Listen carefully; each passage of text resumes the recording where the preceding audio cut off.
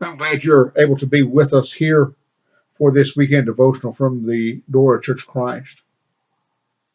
For many years, I enjoyed shooting target. I shot some long distance pistol and some other things, and work with those who uh, spent a great deal of time shooting when that was still something that you could do, when you had enough money to buy ammunition all the time.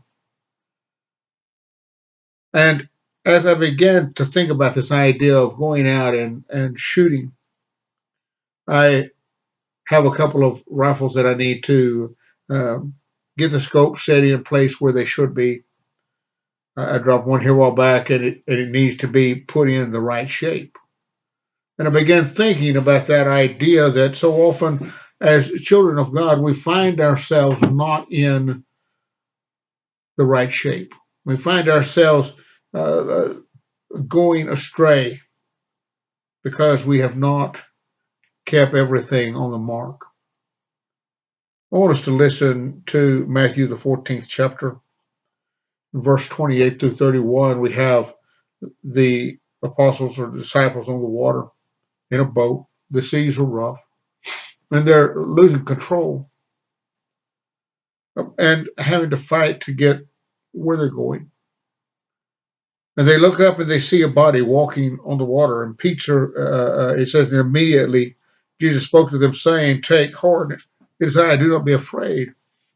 And Peter answered him, "Lord, if it is you, command me to come to you on the water." And he said, "Come." So Peter got out of the boat and he walked on the water and he came to Jesus. But when he saw the wind, he was afraid and began to sink. And he cried out, "Lord, save me." Jesus immediately reached out his hand and he took hold of him, saying, "Oh, you of little faith, why did you doubt?" I think we fail to see that Peter walked on the water until he took his eyes over the mark, until he was disturbed enough to look at other things. And so often we find ourselves looking around instead of looking to God, seeking our information from the world, seeking our information from the things that happen around us, and not realizing we've taken our eyes off of God, and we begin to have fear, we begin to have doubts, we begin to have all kinds of things that would destroy us as children of God. In 1 Corinthians 9, verse 3, 1 Corinthians 9, verse 24, we find Paul in somewhat the same situation, or in talking in this idea of being very careful about what we do. Be careful at what we look at. Sometimes we begin looking, and I've listened to this idea. He says, "Do you not know that in a race all the runners run, but only one receives the prize? So run that you may obtain it." I used to know a boy who was very, very fast in track, and we would race and we would run on the track, and he was running quarter miles and things like that, fast races, and he was good at what he did. And when he would get ahead, he would begin looking over his shoulder. Instead of looking at the goal line, instead of looking at where he was going to, he began looking over his shoulder and seeing if someone was catching him. And when he looked over his shoulder, he slowed down. He was very fast, but he never was able to really compete because he spent his time looking back, not looking at his mark. He says every athlete exercises self-control in all things.